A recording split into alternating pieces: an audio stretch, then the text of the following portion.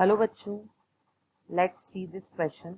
The twin characteristics of growth are option A, increase in number of individuals, increase in mass. Option B, increase in height and increase in mass. Option C, increase in molecular weight and increase in mass. Option D, increase in size and decrease in मास।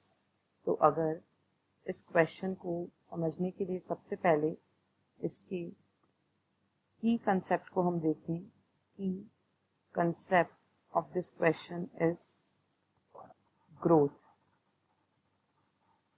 सबसे पहले हम देखते हैं कि what is the meaning of growth. तो growth क्या होता है?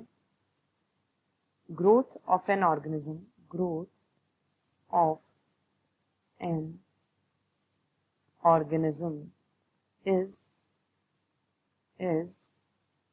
the irreversible increase।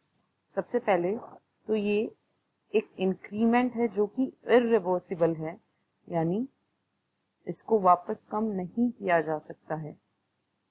It is irreversible increase। और ग्रोथ की अगर हम बात करें तो ग्रोथ को किस तरीके से हम और इसके कैरेक्टर्स को डिफाइन कर सकते हैं। तो अगर ऑर्गेनिज्म के मास में इंक्रीमेंट होता है, increase in mass and increase in number of individuals. Number of individuals कैसे इंक्रीज होता है? By the process of reproduction. So the increase in mass and increase in number of individuals, these two are the twin characteristics of growth।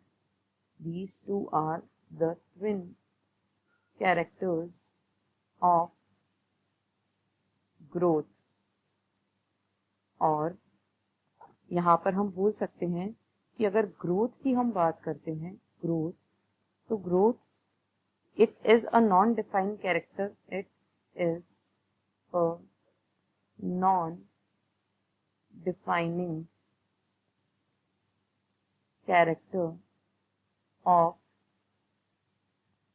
Living being. ये एक living being का non defining character है, यानी ये ऐसा character नहीं है जो केवल लिविंग बीइंग्स में मिलता हो, क्योंकि नॉन लिविंग थिंग्स जैसे कि एक mountain, it also shows growth. So अगर हम यहाँ पर ऑप्शंस को देखें तो so here the correct option will be option A, increase in number of individuals and increase in mass. तो यहाँ पर हम लिखते हैं final answer of this question, it is option A. Hope you understood it well. All the best. Thank you.